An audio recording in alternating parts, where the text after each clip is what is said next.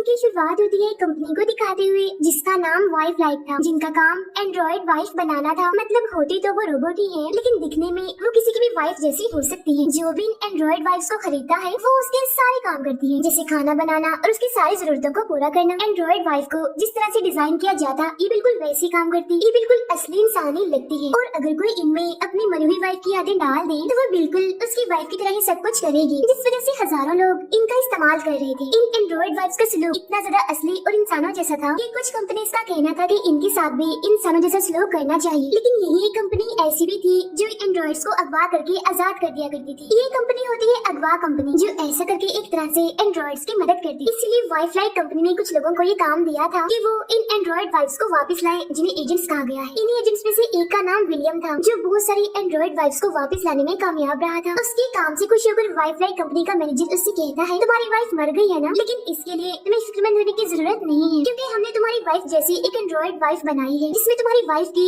सारी यादें में डाली है, जिससे तुम्हें अपनी वाइफ की कमी महसूस नहीं होगी। वो तुम्हें बिल्कुल तुम्हारी वाइफ मेरिडिथ जैसे ही प्यार देगी। और विलियम इस एंड्रॉइड वाइफ इन्हें नई मेरिडिथ को अपने घर ले आता है और उसे अपनी वाइफ के कपड़े पहनाकर चला देता है। यहाँ एंड्रॉइड मेरिडिथ का स्लोक काफी अजीब था, क्योंकि वो खुद को मैं की बजाय मेरिडिथ कह रही। विलियम मेरिडिथ को सब सिखाता है, जैसे खाना कैसे है, चलना कैसे है, सांस कैसे लेना है, वगैरह वगैरह। विलियम को लगता है कि वक्त के साथ साथ वो सब सीख जाएगी और बिल्कुल उसकी वाइफ जैसे ही सलूक करेगी, जिससे किसी को पता भी नहीं चलेगा कि ये एंड्रॉइड है। अब दोनों रात गुजारने के लिए अपने कमरे में जाते हैं, लेकिन मेरिडिथ को खुद को चार्ज करने के लिए दूसरे कमरे में जाना पड़ता है। उसे वहाँ असली मेरिडिथ के बालों वाला ब्रश और उसकी एक डायरी मिलती है। अगली सुबह मेरिडिथ विलियम के लिए नाश्ता बना रही थी तो खबरों में कुछ लोग एहतजाज कर रहे थे। ये देख मेरिडिथ उससे पूछती है, तुम क्या काम करते हो? विलियम कहता है, मैं एक एजेंट हूँ और लोगों की भलाई, उनकी हिफाजत के लिए काम करता हूँ। इसके बाद विलियम ऑफिस चला जाता है। बाद में मेरिडिथ वहाँ के कपड़े और मेकअप खुद पर लगाकर देखती है। विलियम अपने साथी के साथ हाल ही में हुई कुछ एंड्रॉइड्स के अगवा होने की बातें कर रहा था। यहाँ वो अगवा कंपनी के लीडर के बारे में भी बात कर रहा था कि उसकी कोई खबर आई या नहीं, मतलब वो कौन है, क्योंकि ये बस उसका नाम जानते थे, इन्होंने उसे कभी देखा नहीं था। साथ ही उस जगह के बारे में भी पता लगवा रहे थे जहाँ अगवा कंपनी अगवा की गई एंड्रॉइड्स को रखती।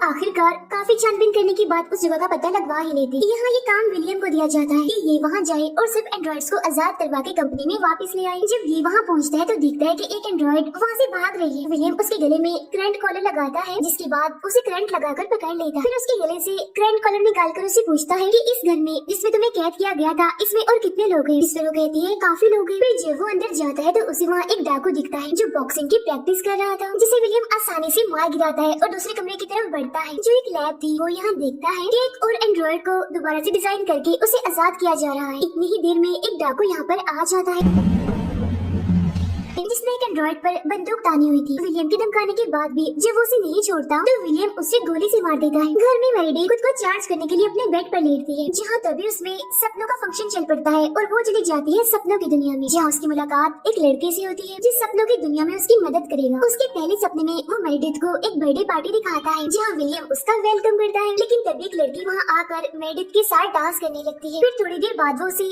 मास्क पहने एक आदमी से मिलने भेजती है। मेरिडिथ उस मास्क पहने आदमी से पूछती है, तुम कौन हो? जिस पर वो आदमी उसे लाल परिंदे वाला एक कार्ड दिखाता है और कहता है, ये कार्ड तुम रख लो, इसके जरिए तुम्हें सब कुछ याद करने में आसानी होगी। कार्ड देने के बाद मास्क वाला आदमी वहाँ से चला जाता है। उधर कंपनी में विलियम अगवा हुए सभी एंड्रॉइड्स को सही सलामत वापस ले आता, जहाँ उन सबको दोबारा से डिजाइन किया जाना था। यहाँ दो सीनियर एंड्रॉइड्स विलियम को चढ़ाने की कोशिश करती है। विलियम को पता चलता है कि दोनों सीनियर एंड्रॉइड्स एक से काम नहीं कर रही, मतलब जैसे उन्हें अपने हस्बैंड के साथ रहना चाहिए ये वैसे नहीं रह रही। इसीलिए बार बार इन्हें ठीक करने के लिए यहाँ कंपनी में लाया जा रहा था।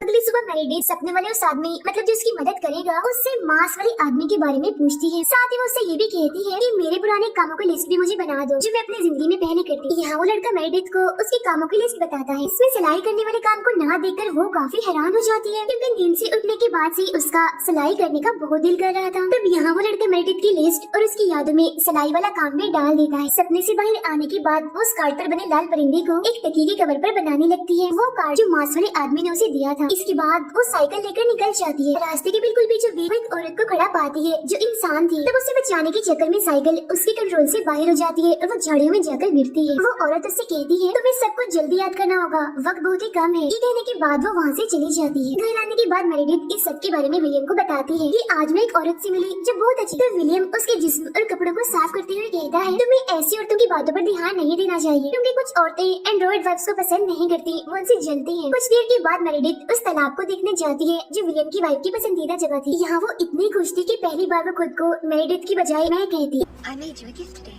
इसका मतलब ये था कि वो खुद को समझने लगी है। फिर वो अपने हाथों से बनाया हुआ वही तकिया विलियम को दिखाती है, जिस पर वो कहता है ये तुमने बहुत अच्छा बना, लेकिन उसका अंदाज देखकर ऐसा लग रहा था जैसे वो झूठ बोल रहा है। उसे ये तकिया बिल्कुल भी पसंद नहीं आया और विलियम उसे याद दिलवाता है कि एक दोपहर जब हम पार्क में मिले थे तो तुम बेंच पर बैठी एक किताब पढ़ रही थी। इस मेरिडिथ अपनी यादों में इसी वक्त को देखने लगती है, लेकिन वो अपनी तरफ आने वाले आदमी का चेहरा नहीं देख पाती। फिर जो वो खुद को चार्ज कर रही थी तो वो असली मेरिडिथ की डायरी पढ़ने लगती है। एक पन्ने पर अपने प्यार और उससे पाने की खुशियों के बारे में लिखा था। अब विलियम की वाइफ के बारे में और जानने के लिए वो फिर से सपनों में चली जाती है। सपनों में आने के बाद वो लड़का समझ नहीं पाता कि क्यों मेरिडिथ की कुछ यादों को ब्लॉक किया हुआ है, मतलब उसके दिमाग में डाला ही नहीं गया। तो वो लड़का मेरिडिथ को वही ब्लॉक हुई यादें दिखाने लगता है, जिनमें से वो एक को चुनती है। जिसके बाद वो लड़का मेरिडिथ को उसी याद में ले जाता है जहाँ वो खुद को बेंच पर बैठा हुआ पाती है। ये वही वाला सीन था जो विलियम ने उसे याद भी करवाया था, लेकिन यहाँ विलियम की बजाय मास वाला वो आदमी उसके पास आता है और कहता है यही इस बेंच से सब कुछ शुरू हुआ, जहन पर जोर डालो, याद करो। Even the things you can't remember. ये कहती वो आगे बढ़कर उसे पकड़ लेता है और तभी मेरिडिथ सपने से बाहर आ जाती है और देखती है कि उसे विलियम ने बिल्कुल वैसे पकड़ा हुआ। फिर वो उसे कहता है तुम्हारे डर की वजह से आँख खुल गई, जरूर तुमने कोई बुरा सपना देखा। फिर जब मेरिडिथ सोने जाती है तो विलियम चुपके से वो लाल परिंदे वाला तकिया डस्टबिन में फेंक देता है। विलियम के सोते ही वो असली मेरिडिथ की डायरी पढ़ने लगती है। वो उसकी एक वीडियो भी देखती है जिसमें मेरिडिथ और वो लड़का जिसे वो प्यार करती थी एक टेंट में होते। अब विलियम को एक काम मिलता है अगवा हुई एक एंड्रॉइड को वापस लाने का। वो फौरन उसे लेने एक बिल्डिंग में जाता है जहाँ अब वो जॉब कर रही। वो इंसानों की तरह रहने लगी थी। विलियम की पूछने पर वो कहती है मुझे किसी ने अगवा नहीं किया था, मैं अपनी मर्जी से उस कंपनी से भागी और अब यहाँ जॉब कर रही। विलियम उसकी बातों को यकीन नहीं करता और अपने साथ चलने के लिए कहता है, जिसपे वो कहती है तुम्हारे साथ जाने से अच्छा मैं मरना पसंद करूंगी। इतना कहकर वो खिड़की से कूदकर मर जाती है। मेरिडिथ देखती है कि वो औरत चुपके से उसके घर में आकर बैठी होती है। वो औरत जब देखती है कि ये खुद को मेरिडिथ के बजाय मैं कह रही है तो वो हैरान और खुश होती है। फिर वो उसे कहती है कि मास वाला आदमी तुमसे मिलना चाहता है और तुम्हारे हस्बैंड विलियम ने तुम्हें अगवा कंपनी के बारे में जो भी बताया वो झूठ था, सच तो कुछ और है। अब वो औरत जानती थी कि मेरिडिथ उसकी सारी बातें रिकॉर्ड कर रही है, इस वजह से वो विलियम के लिए एक मैसेज छोड़ती है। वो उसका नाम लेकर कहती है विलियम, केन तुमसे दोबारा मिलना चाहता। अब ये केन कौन था इस बारे में हम आगे जानेंगे। फिर सब बातें करके वो औरत वहाँ से चली जाती है। विलियम उस एंड्रॉइड को जिसने खिड़की से कूदकर अपनी जान ले ली थी उसे कंपनी में वापस लेकर आता, क्योंकि यही उसका काम। वो ये सोचकर भी काफी परेशान था कि आखिर इस एंड्रॉइड वाइफ ने अपनी जान क्यों ली। इस वक्त टीवी पर एंड्रॉइड बच्चों के बारे में बताया जा रहा था कि ये बच्चे कभी भी बड़े नहीं होंगे। अब ये जानकर विलियम को और परेशानी होने लगती है, इसलिए वो फौरन कंपनी के मैनेजर से मिलता है और उस एंड्रॉइड वाइफ के बारे में बात करने लगता है कि उसने अपनी जान क्यों ली। जिस पर मैनेजर कहता है उसे जरूर दोबारा से डिजाइन कर दिया होगा, इसलिए उसने ऐसा किया, इसीलिए इस बारे में तुम्हें इतना परेशान होने की जरूरत नहीं है।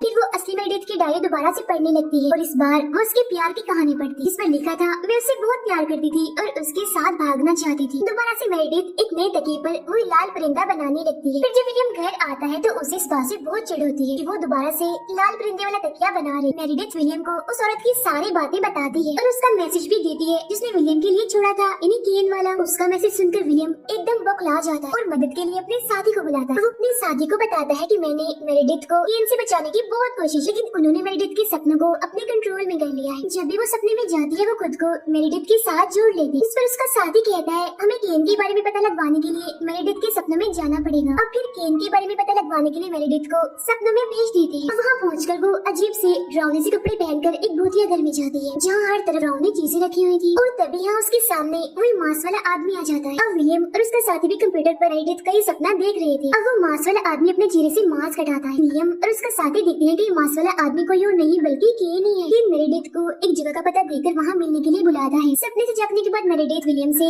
केन के बारे में पूछती है, मगर वो उसे कुछ भी नहीं बताता और केन को मारने के लिए उस पते पर पहुँच जाता है जिस पर उसने मेरिडिथ को मिलने के लिए बुलाया था। लेकिन वहाँ इन्हें एक मांस वाले पुतले के अलावा और कुछ नहीं मिला। अब विलियम जल्दी से घर आ जाता है। मेरिडिथ उसे बताती है कि किसी ने दरवाजा खटखटाया, लेकिन जब मैंने दरवाजा खोला तो वहाँ पर कोई भी नहीं था, सिर्फ एक डायरी थी जो नीचे पड़ी हुई थी जिस पर लिखा था ये विलियम के लिए।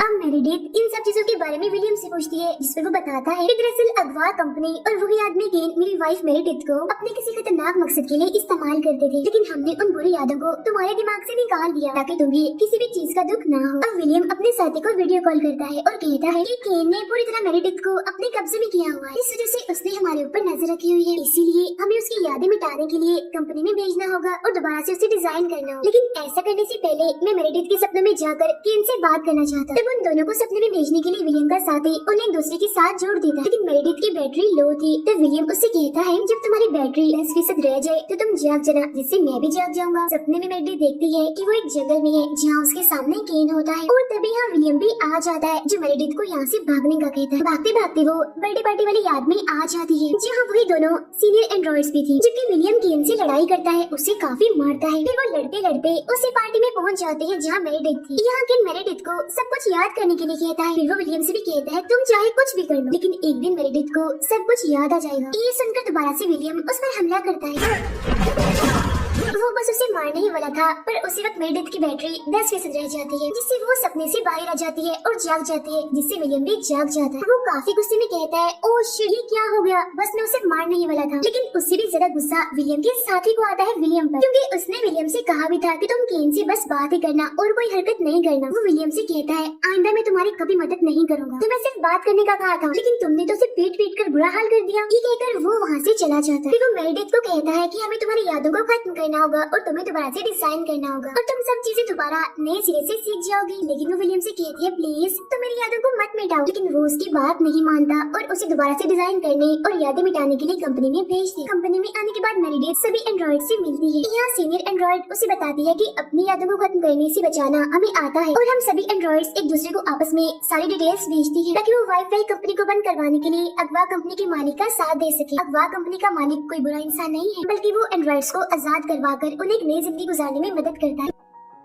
मेरेडिथ को पता चलता है कि दोनों सीनियर एंड्रॉइड्स बाकी एंड्रॉइड्स को इस मिशन में शामिल करने के लिए बार बार खुद को पकड़वाते हैं। फिर वो उसे बताते हैं कि इंसान एंड्रॉइड्स की यादों को तो मिटा सकते हैं लेकिन सपनों को नहीं। फिर वो सभी यहाँ लेट जाती हैं और एक दूसरे को अपनी डिटेल्स भेजने लगती है। मेरेडिथ सपने में जाकर उस लड़की से कहती है तो मेरी सारी यादों को ऐसी जगह पर सेव कर दो जहाँ से वो मिट ना सके। अब मेरेडिथ की यादें मिटाने के लिए उसे ले जाया जाता है। अब कुछ वक्त के बाद मेरेडिथ अपनी नई यादों के साथ विलियम के घर पर उसके सामने जा। अब उसे पहले वाले सारे रूल्स जैसे खाना कैसे खाना है, चलना कैसे है, ये याद होता है, लेकिन वो ऐसी एक्टिंग करती है जैसे वो सच में दोबारा से डिजाइन होकर आई है और उसकी यादें भी नहीं है। अभी विलियम उसे सब समझा ही रहा था कि तभी यहाँ विलियम का साथी आ जाता है, इसीलिए वो मेरेडिथ को अंदर भेज देता है। यहाँ उसका साथी कहता है कि मुझे पता चल चुका है कि मेरेडिथ कभी तुम्हारी वाइफ थी ही नहीं और मेरेडिथ की दोस्त जिसे वो प्यार करती थी यानी केन, उसे भी तुमने ही मारा था। उसके कत्ल के जुर्म में उसका साथी विलियम को गिरफ्तार करने के लिए आगे बढ़ता है, लेकिन विलियम उल्टा उसे ही गोली से मार देता है।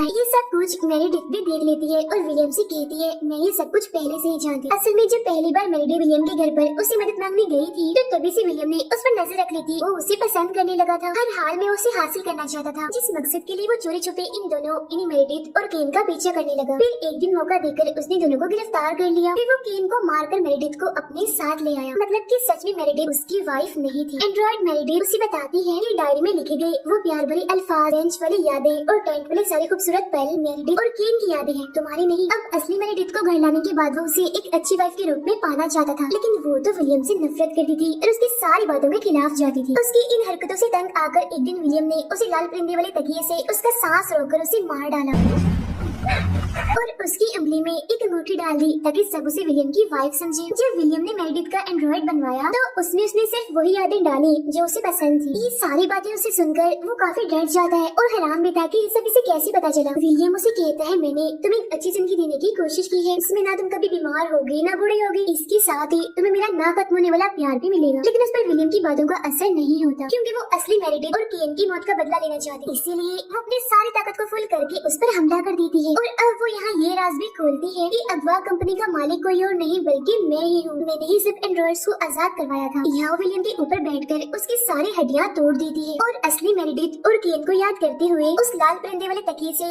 उसका गला घोटकर मार देती है, बिल्कुल वैसे जैसे विलियम ने मेरेडिथ को मारा था। फिर अपनी अंगूठी भी वहाँ रखकर चली जाती है। फिर वो अपने सभी साथी यानी एंड्रॉइड्स के पास आती है और कहती है कि मेरा आपसे वादा है, आज से आप आजाद हैं, कोई भी दोबारा आपको कैद नहीं करेगा और न ही दोबारा से डिजाइन करेगा। वाइफलाई कंपनी का मैनेजर कहता है कि हमारे बहुत ही प्यारे एजेंट को किसी ने मार दिया, इन्हें विलियम के साथी को, और मैं वादा करता हूँ कि उन सभी लोगों को पकड़वा कर रहूंगा जिसकी मौत के जिम्मेदार हैं। उन लोगों को पकड़ने की जिम्मेदारी वो विलियम के एंड्रॉइड को देता है। विलियम का एंड्रॉइड कहता है तैयार हो जाओ, मैं आ रहा हूँ। अब मेरेडिथ जो टीवी पर उसे देख रही थी वो भी गुस्से में कहती है हम भी तैयार हैं, आ जाओ। और उसकी इसी बात के साथ ही फिल्म यहीं पर खत्म हो जाती है।